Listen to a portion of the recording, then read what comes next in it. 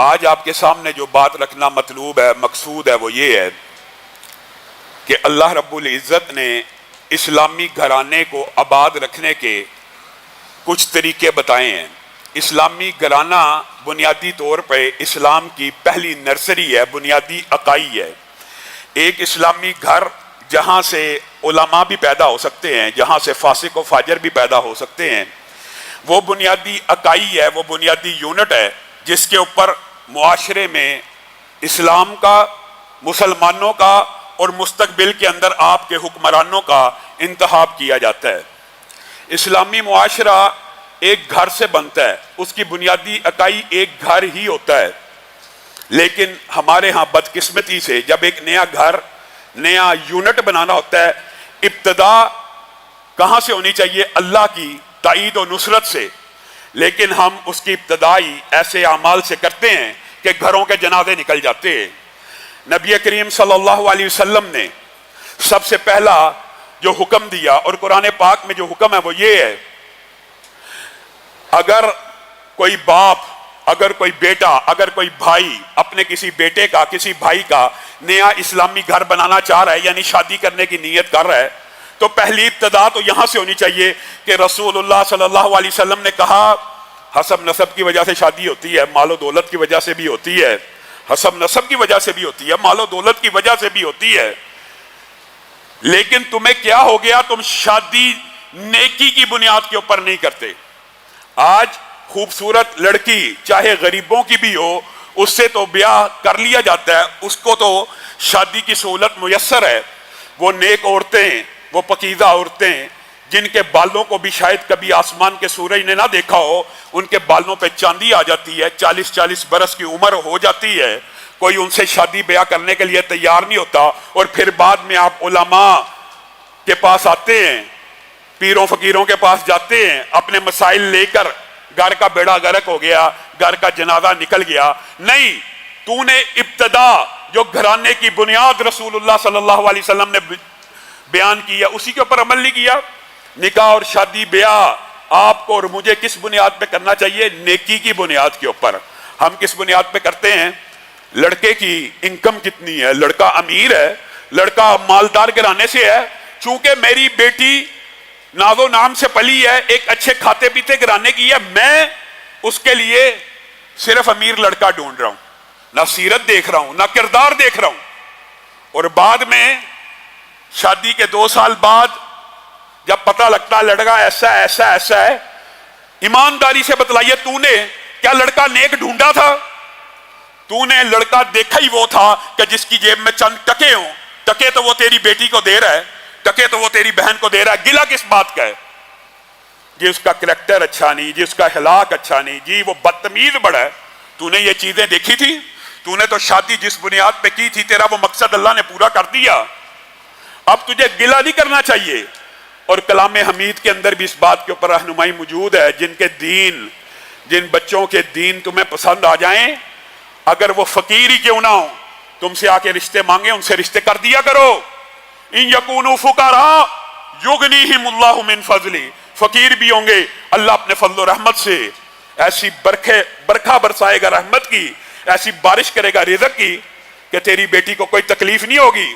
نبی کریم صلی اللہ علیہ وسلم نے پہلی بات بیٹی کی طرف سے کر رہا ہوں، بیٹوں کے حوالے سے بھی بات ہوگی۔ نبی کریم صلی اللہ علیہ وسلم نے کہا تم نکاح کے موقع کے اوپر ایسا لڑکا تلاش کرو جس کا دین تمہیں اچھا لگتا ہو۔ کیوں؟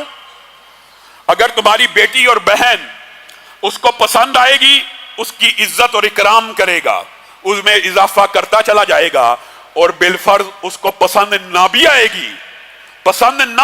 گی تو اس کی بے عزتی نہیں کرے گا، اس کی توہین نہیں کرے گا، اللہ سے ڈرتے ہوئے اس کے حق پورا کرنے کی کوشش کرتا رہے گا۔ نہیں، ہم نے تو صرف مال کی بنیاد پہ شادی کرنی ہے۔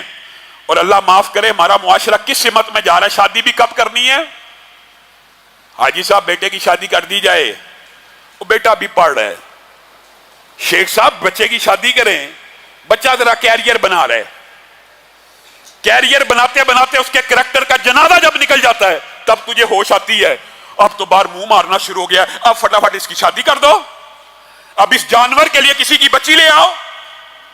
خود پہلے کریکٹر کا جنازہ نکالنے میں ماں باپ کا پورا کردار ہے. بچہ بالغ ہو گیا, بچے کے اندر فطری خواہشات ہیں, باپ کا یہ کام ہے. بیٹی بھی اگر بالغ ہوگی, بیٹی بھی اگر جوان ہو گئی ہے, فطری خواہشات ہیں, باپ کا پہلا فرض ماں باپ کا یہ ہے. گھروں کو کیسے بات کیا جائے؟ ہر بندہ دوسرا رونا رو رہا ہے. اپنے بیٹے کو پیار اور محبت سے, اپنی بیٹی کو پیار اور محبت سے اپنے اعتماد میں لیجئے. بیٹے جب تو کہے گا تیری شادی ہو جائے گی, تجھے فرسٹریشن کی ضرورت نہیں ہے, تجھے پریشان ہونے کی ضرورت نہیں ہے. جس دن تو میرے سامنے مطالبہ رکھے گا تیری شادی ہوگی, میں تیرا نان نفقہ اٹھاؤں گا, میں تیرا خرچہ اٹھاؤں گا. ہمارا معاشرہ الٹا, امیر گھرانے, امیر ماں باپ کماتے بھی ہیں, بچے کا کیریئر بنا رہے, کریکٹر کا جنازہ نکل رہا ہے, کوئی پرواہ نہیں. بیٹی بڑی ہو گئی ہے, اس کو کہا جائے بیٹی, اور بیٹے کو بھی کہنا چاہیے, اور بیٹے تیری من پسند شادی کروں گا, جو بچی تجھے اچھی لگے گی, جو عورت تجھے پسند آئے گی, جو عورت کا کردار, اخلاق, فیملی میں فلاں فلاں فلاں آپشن دینی چاہیے اور بتانا چاہیے, کھل کے ڈسکس ہونا چاہیے. بیٹا یہ کر لے, جہاں کہے گا میں تیری شادی کر دوں گا, میں رشتہ مانگوں گا. بیٹی کو بھی کہا جائے کہ میں رشتہ مانگوں گا. بیٹے اور بیٹی سے پیار ہی کوئی نہیں, بیٹے اور بیٹی کے ساتھ اتنا فاصلہ ہے, گھر کیسے آباد ہوں گے؟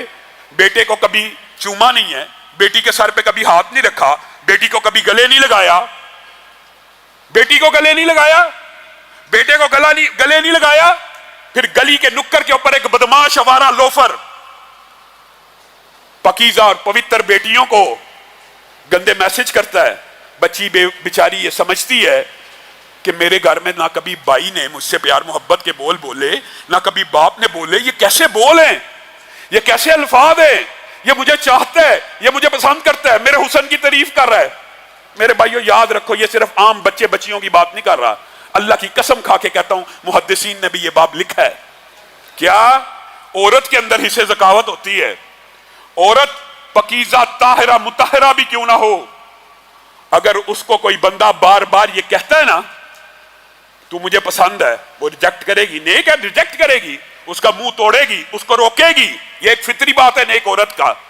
لیکن یہ باپ بڑا اہم ہے, اس کے دل کے اندر اس کو پسند کرنے والے کے لیے نرم جذبات آئیں گے. یہ ایک حصہ اللہ تعالیٰ نے عورت کے اندر بھی رکھی ہے, اسی طرح بچوں کے اندر بھی رکھی ہے کہ جو ان سے محبت کرے, الفاظ بولتا ہے. بچے کو گھر کے اندر ساری زندگی پیار محبت نہیں ملا, بچی کو نہیں ملا, پھر کوئی گلی کا اوباش اور آوارہ بچہ تیری بیٹی کی یہ محبتیں اچک لے, تجھے اپنے ضمیر کو بھی ٹٹولنے کی ضرورت ہے. ہم نے کون سا خول چڑھایا ہوا ہے, ہم کس معاشرے میں رہتے ہیں؟ ہم اپنے بچوں کو پیار نہیں کرتے, ہم اپنی بچیوں کے سر کے اوپر شفقت سے ہاتھ نہیں رکھتے, ہم ان سے یہ بات ڈسکس نہیں کرتے. جائیے اپنی بیٹی کو, اپنے بیٹے کو کہہ دیجیے, آج جا کے یہ ارادہ کر کے جائیے, بیٹے جہاں کہے گا شادی کریں گے, باہر کبھی منہ نہیں مارنا, کبھی کسی غیر محرم کو میسج نہیں کرنا, کسی کی طرف نظر اٹھا کے نہ دیکھنا, میں تیرا باپ تیرا حلال طریقے سے نکاح کروں گا. بیٹی کو بھی کہیے, اللہ کی قسم برائی کے آگے بند باندھنے کا سب سے پہلا اصول اور طریقہ یہی ہے.